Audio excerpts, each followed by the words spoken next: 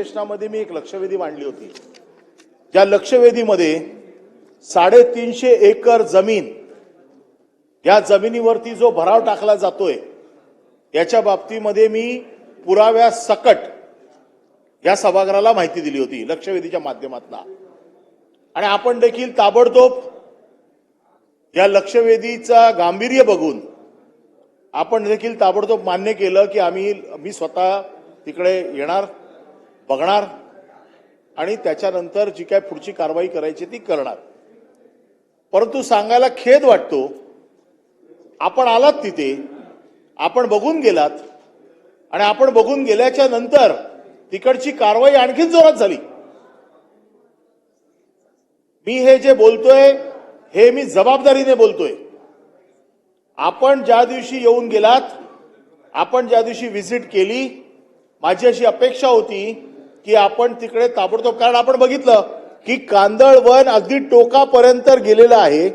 मातीची भिंत 350 एकरच्या पूर्ण जागी मातीची भिंत घातलेली आहे आणि कांदळवनाला मिळणारं पाणी बंद करून कांदळवन तोडण्याचं काम चालू आहे आणि जवळजवळ 350 एकर गिळंकृत करण्याचं काम.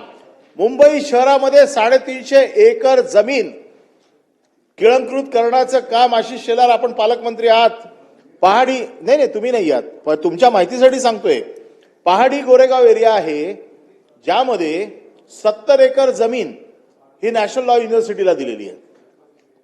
त्याच वेळेला 70 एरिया, कारण हा पूर्ण एनडी झोन आहे, कांदळवन आहे, मँग्रोव्ज आहे आणि त्यामुळे 70 एकर जमीन लॉ युनिव्हर्सिटीला दिली. 70 एकर जमीन त्याच्याच बरोबर प्रायव्हेट मधु डेव्हलपर याने ती अजून एनडी झोन मधनं बाहेर काढली. म्हणजे 140 एकर जमीन समजा आपण त्याच्यावरती भराव टाकून तिकडे काम सुरू होणार आहे. परंतु 350 एकरच्या बाजूने मातीची भिंत बांधली आहे आणि पूर्ण येणारं पाणी थांबवून दररोज तिकडे भरणी चालू आहे. हे मी ओरडून ओरडून थकलो. मी आपल्याला पत्र लिहिलं, लक्षवेधी आणली, लक्षवेधीच्या माध्यमातून मंत्री महोदयाने तिकडे भेट दिली.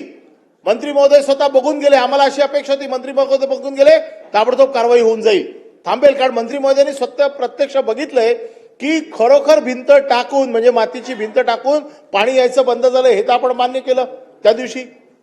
परंतु कारवाई नाहीये. दररोज त्यांचा माज एवढा वाढलेला आहे. प्रायव्हेट बॉन्सर तिथे घेऊन तिथे माती टाकली जाते. आम्ही कार्यकर्ते अडवायला गेलो तर पोलीस स्टेशन आमच्यावरती गुन्हे दाखल करते. ज्या माणसावरती कांदळवन तोडलं म्हणून ज्याच्यावरती गुन्हे दाखल झालेले आहेत त्याच्यावरती आजपर्यंत कुठली कारवाई झालेली नाही. फक्त पोलीस उत्तर काय देतात की आम्ही गुन्हा दाखल केलाय. कारवाई काय?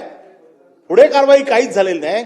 त्यामुळे होतंय काय मॅडम, आपला उद्देश किती चांगला असला तरी संशयाची सुई ही आपल्या खात्याकडे जाते आणि जो आपल्या खात्याकडे जाते आणि आपण जेव्हा व्हिजिट करून गेलात तर पर्यायाने ती आपल्याकडे जाते. आणि आपल्याकडनं तरी आम्हाला ही अपेक्षा आहे की किमान या बाबतीमध्ये कठोर कारवाई होऊन, नाही असं आहे ना, तुमच्या खात्याशीच संबंधित विषय, पर्यावरणाशीच संबंधित विषय. जेव्हा 350 एकरची जमीन मुंबईमध्ये कोणतरी गिळंकृत करतोय आणि मँग्रोव्ज म्हणजे कांदळवन तोडून तो गिळंकृत करतोय, अशी गिळंकृत केली असती तर आम्ही महानगरपालिकेला पकडलं असतं, MMRDA ची असली असती तर MMRDA ला पकडलं असतं, PWD ची असली असती तर PWD ला पकडलं असतं. परंतु कांदळवनाचा ऱ्हास होऊन एवढे कायदे कडक असताना अशा पद्धतीची जमीन गिळंकृत केली जाते. हा विषय मी मागच्या वेळेला अतिशय पोटतिडकीने मांडला. परंतु सांगायला दुःख आहे की जेव्हापासून हे झालंय अजून मोठ्या प्रमाणात तिथे भरणी केली जाते.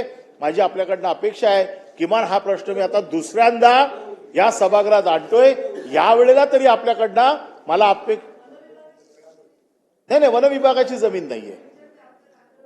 नाही वन विभागाची जमीन नाहीये. ही जमीन सरकारची आहे पण महसूलची जमीन आहे, एनडी झोन आहे. प्रश्न जमीन कोणाची आहे की नाही, पण कांदळवन तोडतायत आणि भरणी करतायत, त्याच्यामुळे तो आपल्याच खात्याशी संबंधित आहे. त्यामुळे ज्यांनी तोडली आहे त्याच्यावरती कारवाई व्हायला पाहिजे, गुन्हे दाखल झाले पाहिजेत. जी अवैधरित्या भरणी होते ती कांदळवनात भरणी होते, त्याच्यामुळे ते थांबवणं काम हे आपल्याच खात्याचं आहे. त्यामुळे आपण आता तरी किमान या बाबतीमध्ये ताबडतोब कारवाई कराल अशी माझी अपेक्षा आहे. हा एक झाला पहिला प्रश्न. मी आज कुठल्याही नवीन विषयाला बोलणार नाही, कारण जोपर्यंत जुन्याचा निपटारा होत नाही